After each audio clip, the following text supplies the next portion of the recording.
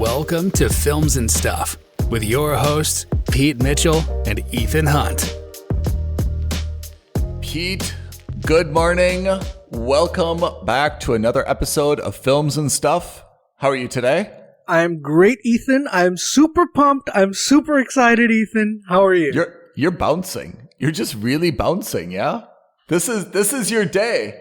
This is your World Cup. Your Super Bowl. I think we both know why. We do know why. This is the day that we've been waiting for. The day we get to talk about the new Nicolas Cage film. The one with like 60 words in the title, but is still worth every word. What's the title?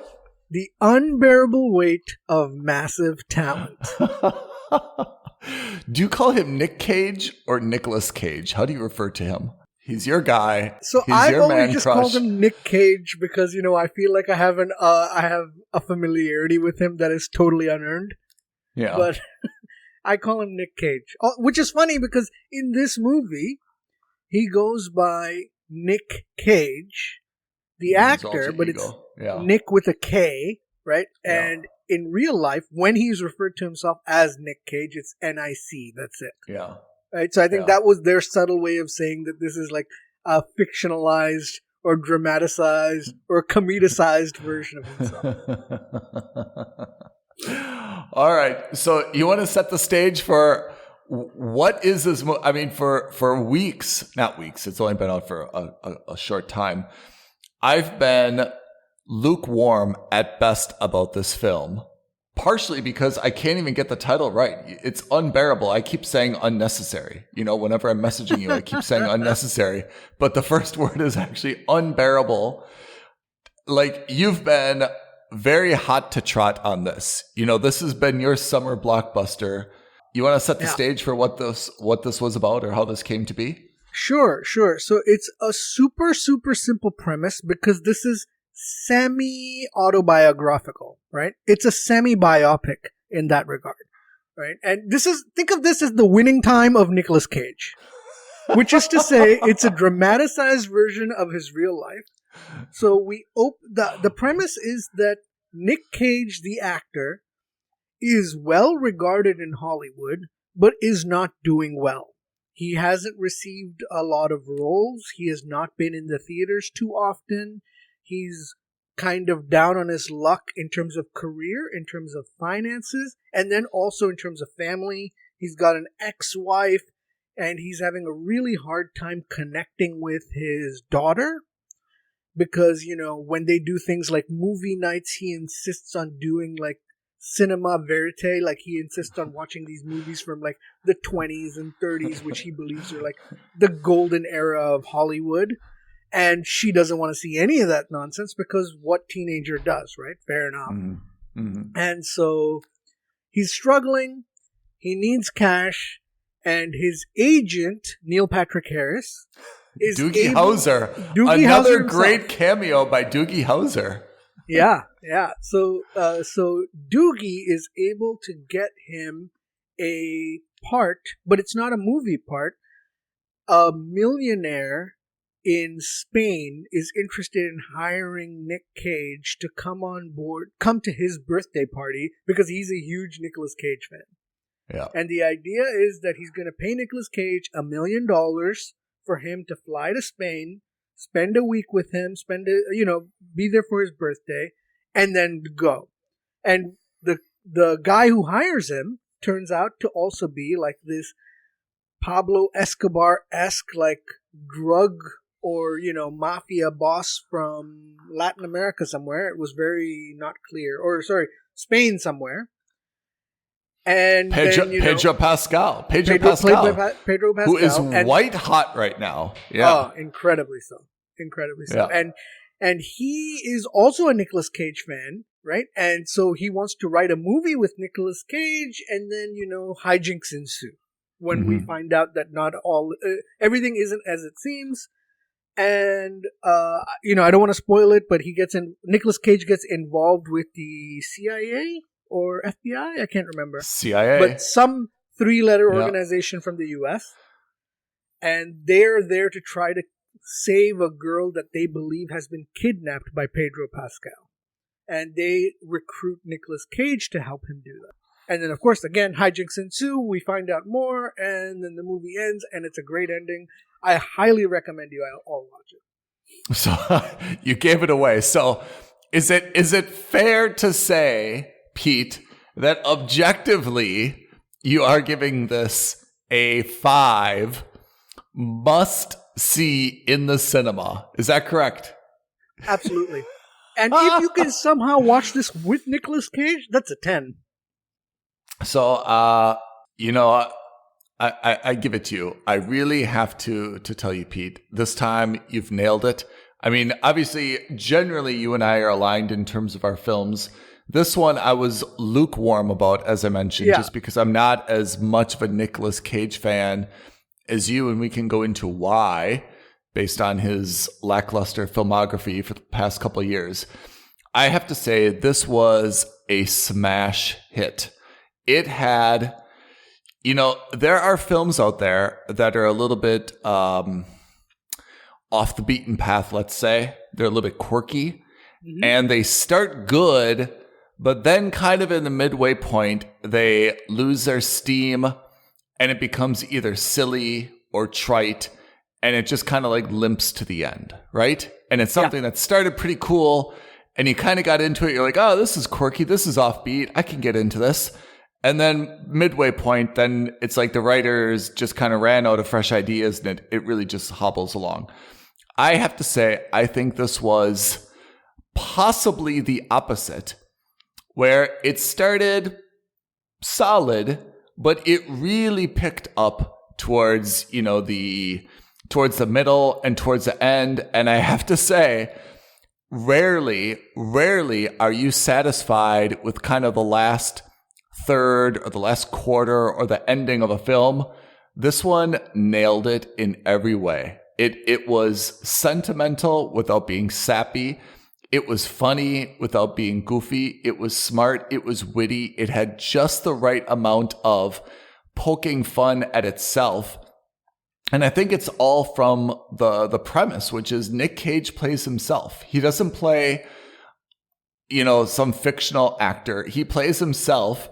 And it's kind of like fiction mirrors reality, which is, hey, the guy's struggling to get a great role. He's not washed up, but not really A-list anymore. Either, yeah. But he's still got a lot of talent and a lot of ideas in his head. And Pedro Pascal, I have to say, if he's already white hot, he nailed this role. He played it so well. He was so funny and sincere in it. I have to say, I always kind of liked him as an actor, but this one, he became extremely endearing to me. I thought it was all the way exceptional. I totally agree. This is absolutely a must-see. And for no other reason than it was just so clever the way that they did it. Yeah. I think the thing about Nicolas Cage is, and I understand there's a lot of hesitation by a lot of people to go see Nicolas Cage movies, because for a couple of reasons. But I think the primary reason is that Nicolas Cage, his movies have he's just transcended them so that his movies aren't really relevant to the point that it's more about Nicolas Cage, the actor, than it is about Nicolas Cage's movies. Because he's so over the top. He's so charismatic. He throws 110% of himself into every role. So I think a lot of people get distracted by that. And the reality is that Nicolas Cage himself because of that, has become very much a niche actor. Even though I still think that he's an A-list actor, right? He's still an Oscar winner. He's still won numerous critical awards. People still love his roles. But because he's kind of become this niche actor as the guy that you kind of think of when you're thinking of, I need an actor who's kind of crazy, who's a little over the top.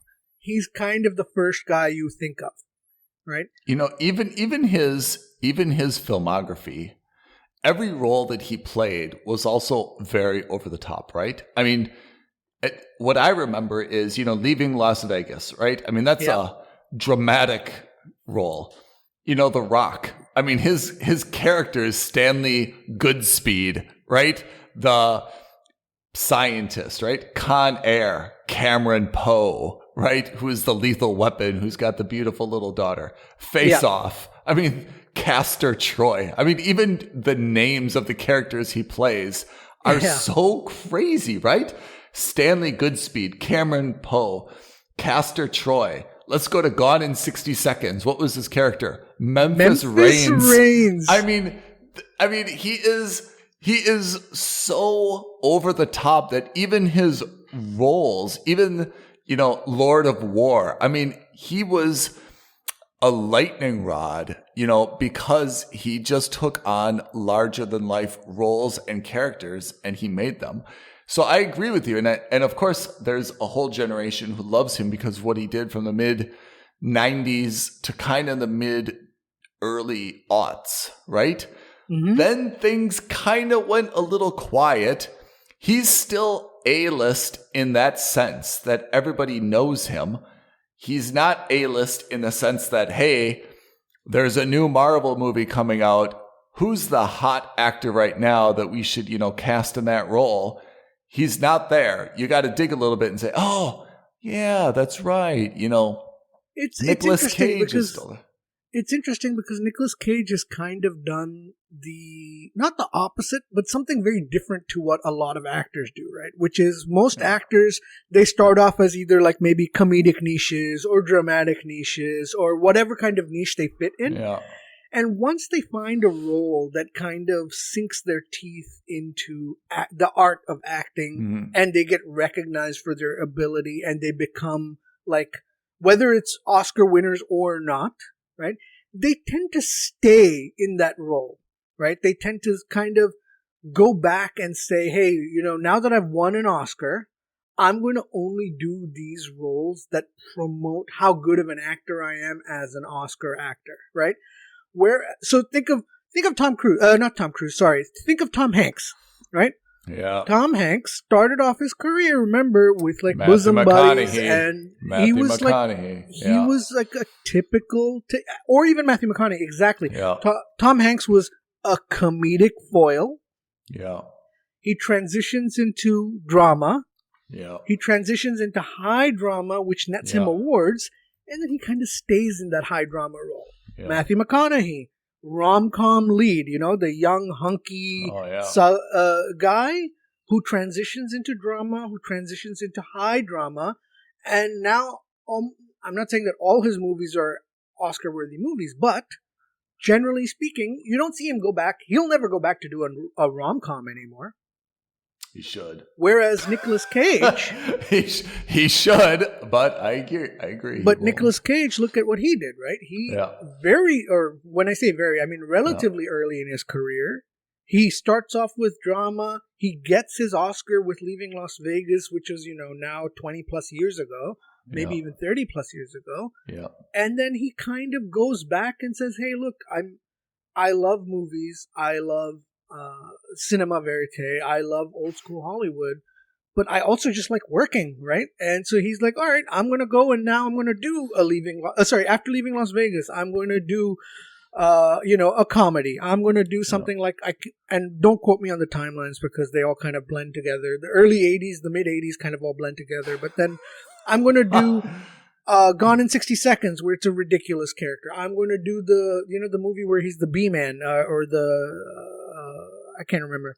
But you know what I mean? Like, he goes and does these movies that you wouldn't expect an Oscar winner to do, right? Yeah. And, of course, some of these have been stinkers, and I think we'll touch upon that. But, unfortunately, he's maybe not the most prudent or the most fiscally sounded guy,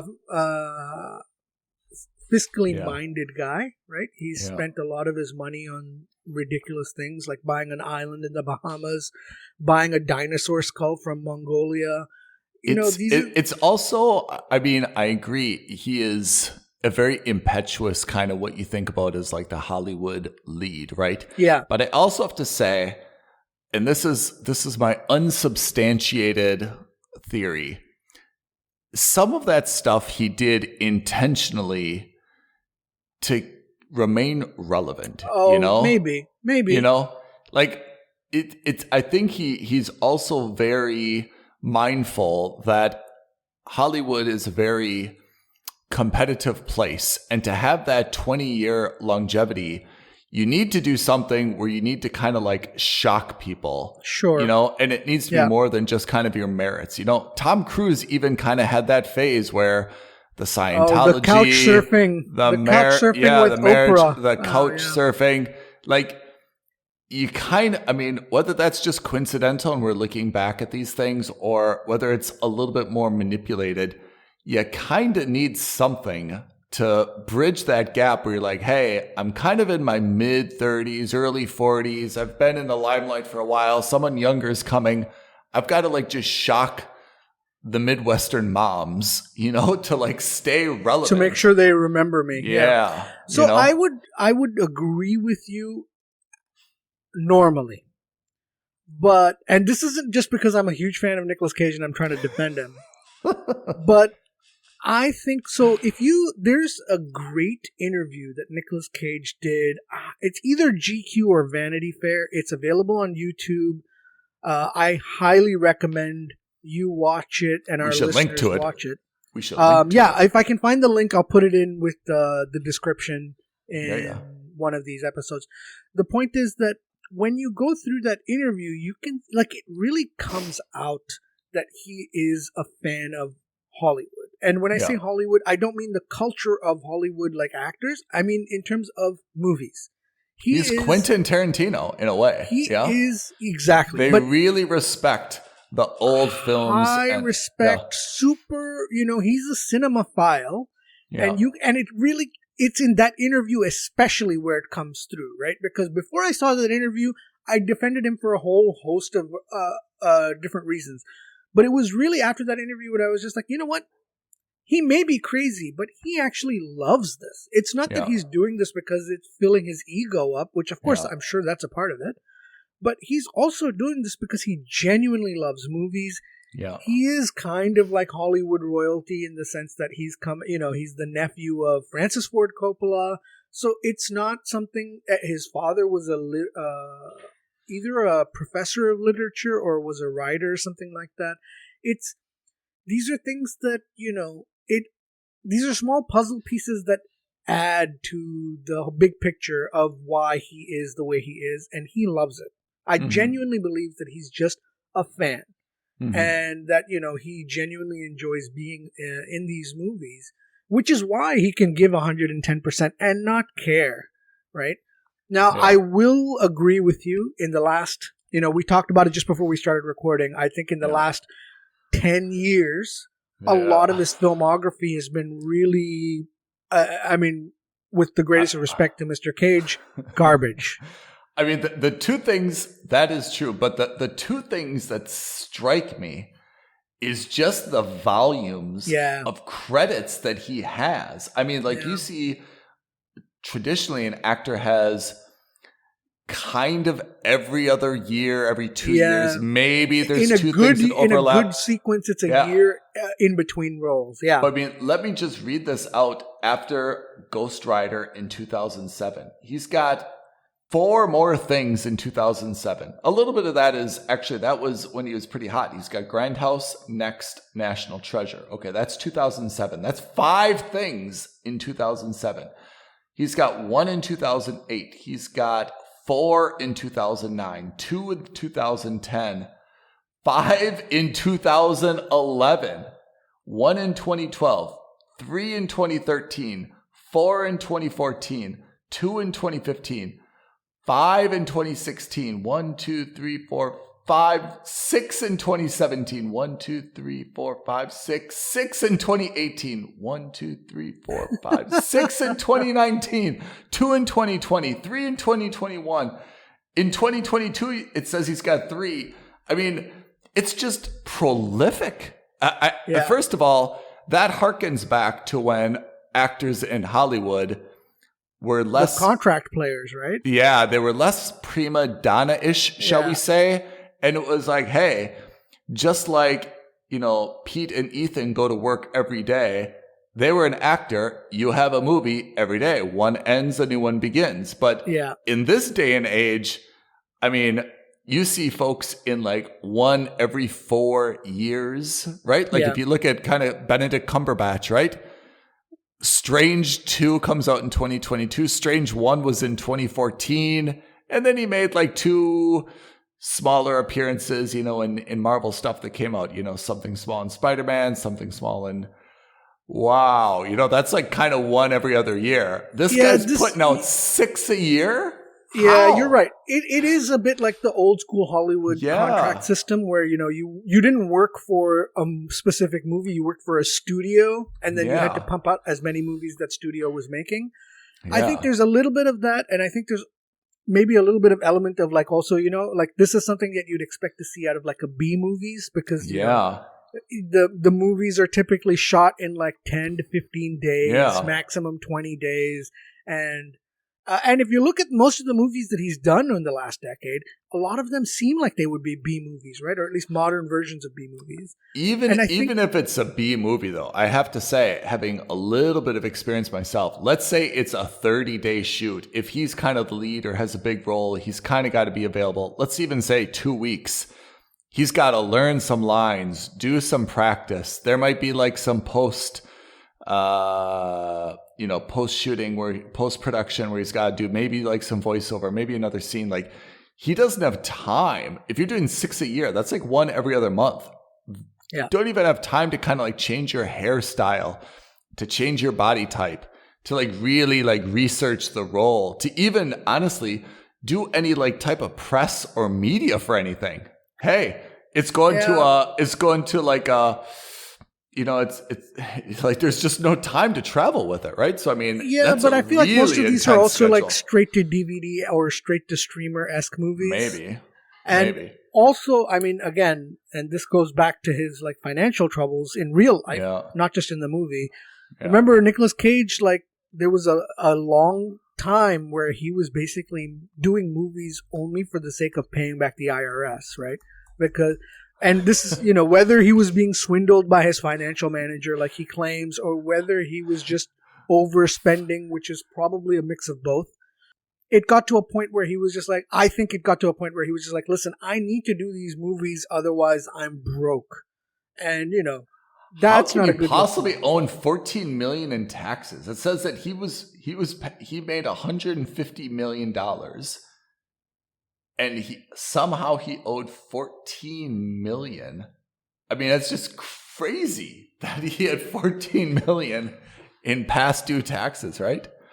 Yeah. So, and then you start to figure out, okay, he's doing like 20 movies every 3 years or whatever it is, right? 5 movies a year, 6 movies a year, and you're just like, he's probably only getting paid a couple $100,000 per movie, and in those movies, he's probably the most expensive item on their budget.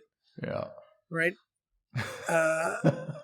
I mean, with all due respect, if I were able to make a movie for $500,000 and I could spend $250,000 of that on hiring Nicolas Cage, as I would definitely do that because, hey, all of a sudden my movie, even if it's a garbage movie, has an Oscar winner in it. Yeah. Right? What did he win an Oscar for? What was it that he won an Oscar for? Leaving Las Vegas. Oh, yeah. He won Best Actor for that. Exceptional movie. And I think he was also nominated for one other movie, and I can't remember what. I don't remember. But yeah, he was nominated for one more. So back to the being film John itself. Malkovich, I think. Yeah. Oh, maybe that's right. Yeah. I mean, I thought this was a great movie. Definitely, I think that it is worth seeing. And it's also given us something else to see, because one of the punchlines in this movie is Paddington 2. And I think Films and Stuff should now go do a review of Paddington 2. You agree, Pete? So hilarious. It's so funny, listeners. Yesterday, I had no idea. I wasn't sure if Ethan was going to watch this movie or not this week. And then all of a sudden, in the afternoon, late afternoon, yesterday, I receive a message. I think Films and Stuff should do a review of Paddington 2. And instantly I understood that he had watched the movie. I didn't even need the context. Immediately understood. I definitely think we should do Paddington 2, yeah? Sure. I'll watch Paddington 1 and 2 just so that I'm Do we need to see Paddington 1 to understand Paddington 2? Because they specifically said Paddington 2. They did. I think we should just jump to Paddington 2. All right, I'm fine with that. I think we'll figure out like the plot. It's a kid's movie. It can't have that much lore, right? Yeah, you can't say to a kid, sorry, we can't go see Paddington 2. You didn't see Paddington 1. Right? No parent would say that. So there's got to be something at the beginning that would clarify exactly what's what. Yeah. I love the cast in this, to be honest. I thought it was very good. The one person I couldn't place was, do you remember when, I'm thinking of a totally different movie, actually. I'm thinking of Lost City. Never mind. I take that back. Strike that comment. Can we talk about Lost City? Yeah, okay. So quickly to recap, Unbearable Weight of Massive Talent, starring Nicolas Cage as Nick Cage. Yes. Really, really, really funny. Lots of great callbacks to Nicolas Cage's own career, including Face Off. And there's some really funny action sequences, which, are, in my idea, the platonic ideal for an action sequence in a comedy, which is to say funny and high action at the same time. Like when they when he asks Nicolas Cage to brake on the Jeep and then the guy comes crashing through on the motorcycle. Yeah. Just good, clean comedy. I think you'll enjoy it. I think everyone's really going to enjoy it, even if you're not a fan of Nicolas Cage. Can we talk a little bit about the script though, before we move on? Because I thought that there were two very clever things in the script. The first is, I think there were a lot of lines that came from other Nick Cage films. So, for example, do you remember when they were trying to climb that rock wall? Yeah. Right? Yeah. I think those lines were from The Rock. He's like, give me your hand, soldier. I'm not going to let you blah, blah, blah. It could have been. I felt like there were a lot of lines that to me just struck me somehow like, that kind of seems like it's in there because it's a line from another movie. And I think we should do some research, or maybe someone can identify. I bet that there were more than a handful of quotes from other Nick Cage films that they worked in there. I wouldn't be surprised. I really wouldn't be surprised. Yeah. And then the second part is, do you remember when at the beginning of the film, he met with that director in Hollywood, and he was like trying to pitch for this new role, and he said he would read. To me, it seemed like he was going to get that role until he started to read the vamp. Vamp the lines, and he did it like terrible. Am I getting that correct? Like it was it was portrayed as he was actually quite bad at the lines, right? He was like pronouncing amygdala wrong. Yeah. Did you get that? Yeah. Like, so for the listeners, like he was supposed to be in this very dramatic scene. This is obviously fictitious. And he was supposed to do it in a Boston accent. And the director's like, you got it. Don't worry. you've got the role. You're the guy. He's like, you know what? I'm just going to do the lines now. And he did them in this terrible, I think it was supposed to be a little bit of a spoof, right? Where he was supposedly trying hard, but it was so bad, right? So in his, right? Yeah, I think it comes back to like those, and I think those are subtle references to the days when there are two famous Nicolas Cage audition stories. Are one where he rocks up to... So he was in the running to play Superman after the Christopher Reeve Superman and before Superman got remade with Brandon Routh. Okay. He was in the running to play Kal-El and Superman. And so they had like a costume made, and it was like There were fiber optics in the costume. It was going to be like a ridiculous costume.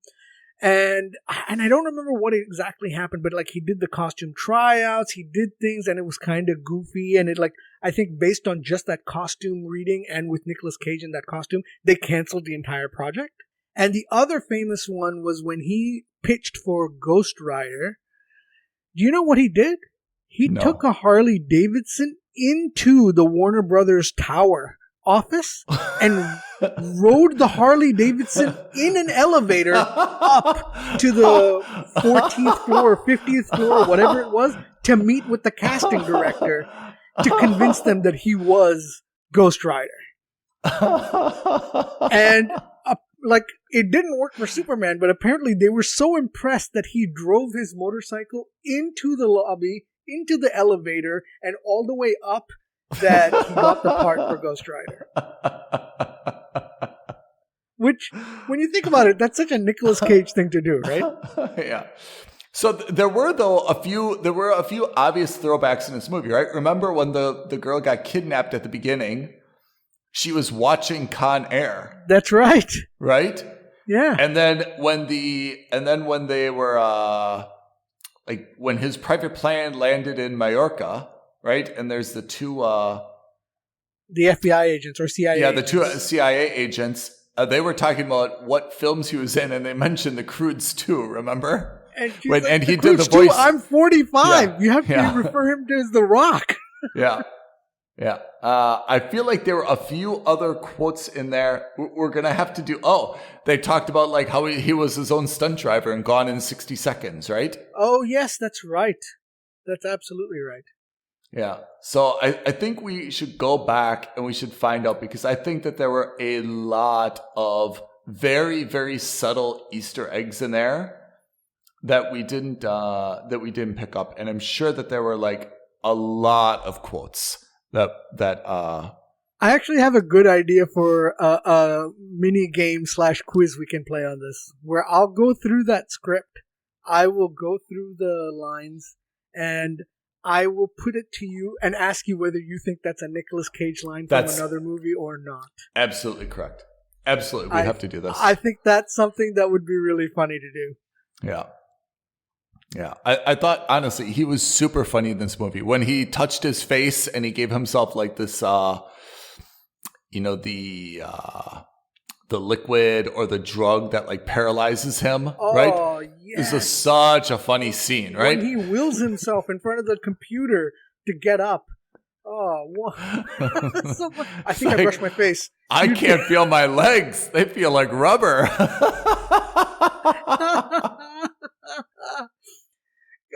Guys, I mean, we may not... I hope we're selling this to you adequately, but if we haven't, just promise me, go watch this movie. Even if you're not a Nicolas Cage fan, you will come out of it as a fan of this movie at the very least. Yeah, it's a great film. It absolutely is a great film. So let's if we're done with this, let's just turn our attention ever so briefly to the other thing that we watched, which was really turning back. What did we see? We saw City, the Lost City with Sandra Bullock. And what did you think? I know we talked about it last week, but what was your opinion? I have to say, I thought it was. I mean, it's definitely not a timeless classic, and it's barely a rom-com. But I have to say it was pretty decent. I mean, it was. It's definitely a wait for it, in my opinion. You do not absolutely need to see this in the cinema. But there's something, kind of like heartwarming about it. Don't judge a book by its cover. I laughed a little bit. I thought Brad Pitt's cameo was just out of this world good. Yeah, and it made me want to see Bullet Train even more. Can I just say, and I didn't realize this until after I saw the movie, and I had to look it up on YouTube. Did you know that there was a mid-credit sequence in this movie? I did. So you saw the second half of... you saw after the credits, you saw what happens? There's only one thing, right? where he's back and he says like, I only lost 10% of my brain, right? Yes. Yeah. You I didn't see it? didn't know that. I had to yeah. I had to catch it afterwards. Oh yeah. And that was genius. I thought that was really funny. They're like, didn't you get shot in the brain? He's like, yeah, but you only used 10% of your brain. So I just switched to a different 10%. I'm 100% fine. Minus the 10%. Yeah. It was so funny. I wish they hadn't ruined the Brad Pitt cameo in the trailer, so I saw it coming in terms of because he was there in the trailer. I wish they hadn't, but still, I thought it was wonderful. That I thought was really funny, and I think it's also like the highlight of how to use Brad Pitt in a comedic role, right? Like I thought that was really good. Yeah, but I agree with you. The movie was very blah. Otherwise, I'm also kind of getting old. It's getting old to see Daniel Radcliffe play the bad guy / evil British guy, because he was also there in Now You See Me.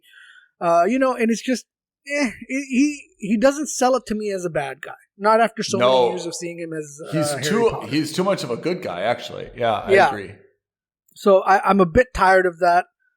I think he can do other things better. But overall, it was okay. It had slight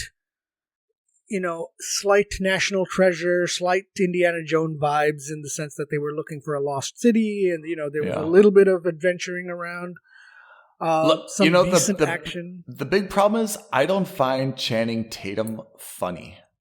In 21 and 21 and a half Jump Street, I thought he played very, very well, but honestly, I don't find him funny. And Sandra Bullock can be humorous, but alone she is not, and I felt like there needed to be, like, Brad Pitt is funny, but there's something about, he wasn't even trying to be funny. Like the character wasn't goofy. It was just the way that he played it, made it humorous. And I just find Channing Tatum doesn't have that comedic element to him that I remember from like 21 and 21 and a half Jump Street, actually. I don't mind him, but I fully understand what you're saying, because I don't think of him as a funny ha-ha character or actor. I think of him more like like the stereotypical frat boy kind of character, like he's the jock, if it were, as you, kind of like that. Yeah. Yeah. I mean, he should be, I agree. Like, it's also the character, right? Because he was supposed to be kind of the pretty boy, but being a little bit bumbling, And what would you have thought if Brad Pitt were his character and vice versa? Yeah, it almost would have been a little bit better, Right? It almost would have been a little bit better, I think it would have also been extra funny because Brad Pitt, even though he is a very handsome man, isn't thought of as like the pretty boy who's ditzy. Yeah. Right? You don't think of him as like a male bimbo, for lack of a better word. I agree. So I think that would have been kind of funny to have him as be the Fabio-esque guy. Yeah. In the background, who's pining after who's worried about losing his livelihood because she wants to quit. I agree. I totally agree. And what you say about Daniel Radcliffe, God bless that guy, because he's super talented. But I agree, he's not really a bad guy. And maybe part of it is that he wants to get away from his Harry Potter, Harry Potter roots. But he just doesn't seem like a bad guy. Once I agree, it's kind of a nice change of pace to see someone take that turn as a heel, but that's not his role. And I'm not sure where he goes. I don't have a better suggestion for him. I think he's a bit too young for it, is what it is. Yeah. It's because, he tries to play that stereotypical, I'm British, I'm evil, but I'm very sophisticated, so you're not sure if I'm evil. It's always like not. a very wealthy, spoiled brat type evil person. Yeah. Right? And like, for example, like you could almost see him being someone like Alan Rickman in that regard, but But the point is that he's too young for that, and he looks too fresh-faced, even though, he's maybe in his early 40s or late 30s or however old he is, I don't even know. But in the sense that he looks too much like a good guy to play a bad guy. Yeah, I agree. I mean, I'm not sure exactly what his role is. I mean, I think he'd be the very good, like sidekick. He'd be the very good, like, hey, I've got this wealthy friend and he's like a little bit cuckoo. Like, I could see him playing that, but it's got to be a good-natured person. Yeah. I just don't see him being an evil person. When he kidnapped Sandra Bullock, I was kind of like, come on, like, he's a good guy. He wouldn't just do that. Like, it doesn't fit. So speaking of which, 30-second summary. Sandra Bullock plays a romance novelist. She's kind of jaded. Her husband has died several years ago. Was an archaeologist, writes these romance novels. She's getting tired of it. She wants to quit. She decides that this last book is going to be her very last book. And then she goes on a press tour. And while she's on this press tour, she gets accosted by Channing Tatum's character, who plays the lead in all the covers for her books. And he doesn't want her to quit because, of course, he's worried that if she quits, he won't have a job anymore. Mm-hmm. And while the press tour is happening, Daniel Radcliffe kidnaps her because of her past as an archaeologist and her husband's past as an archaeologist. And he's looking for some MacGuffin, which is like this treasure in the middle of the Pacific. And so he kidnaps her to decipher these hieroglyphic things, takes her to this island, hijinks, Channing Tatum follows her, tries to rescue her, hijinks ensue, and then, Daniel Radcliffe is defeated.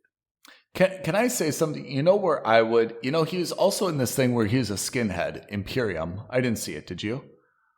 Who? He played Daniel Radcliffe. Yes, I saw. I didn't see the movie, but I saw a black and white picture of him with the swastika on his chest. Yeah.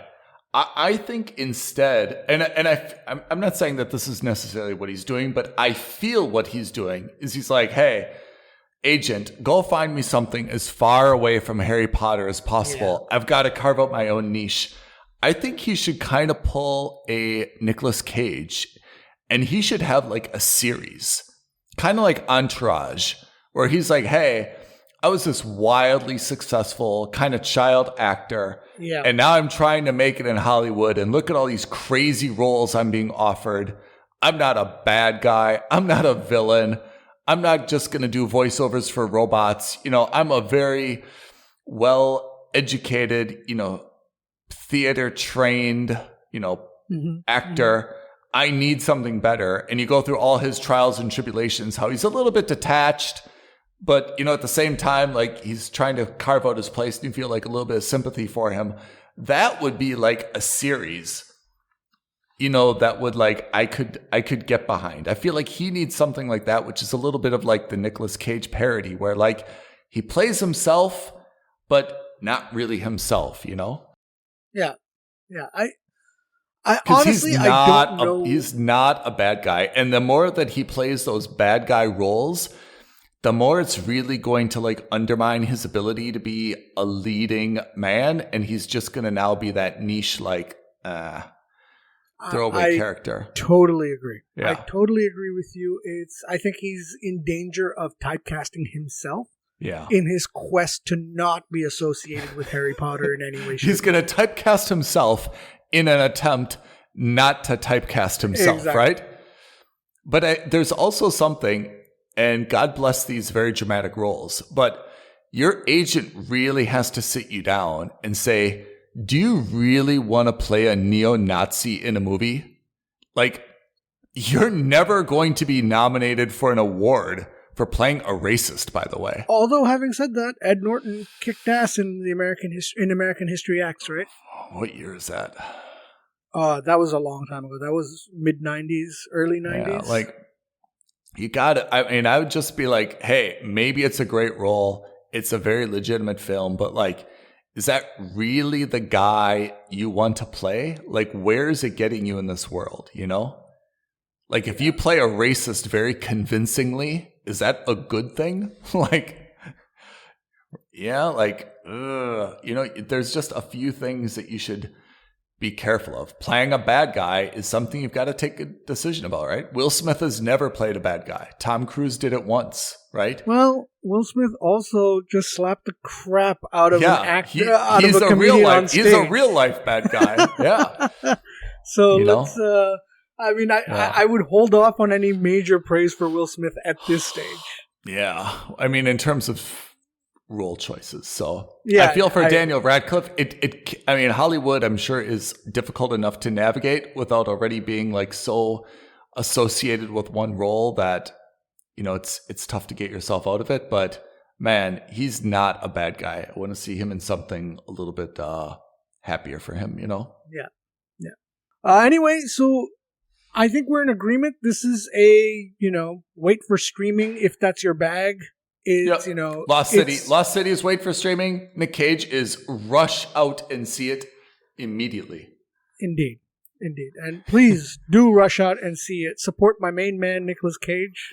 He needs and help us identify the quotes and the Easter eggs. There's got to be a lot of stuff out here that we haven't identified because it's very subtle. All the throwbacks to,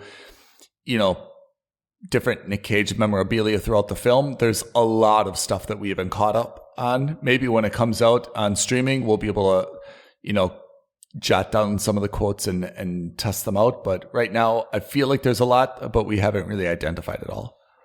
And if any listener out there wants to buy me a $20,000 statue of Nicolas Cage from Face Off with his 2 golden guns, I will gladly take it off your hands. Anyway, so look, I think that these 2 movies are a mixed bag. Go watch Unbearable Weight of Massive Talent. Wait for The Lost City. You won't be disappointed in either. Now, before we sign off, tell our listeners what our next episode is about. Can we please not talk about Halo, for the love of God? It's going to be Halo season finale. And we're not gonna say who, but one of us loved it, one of us hated it, and it may almost be a debate club episode. But let's have it out on our next show. All right. Okay. All right. Thank you, Pete. Thank you, listeners. Thank you, Ethan. Thanks, everyone. Thank you for listening to another episode of Films and Stuff. If you haven't already, please subscribe and review on Apple Podcasts, Spotify, or wherever podcasts are downloaded.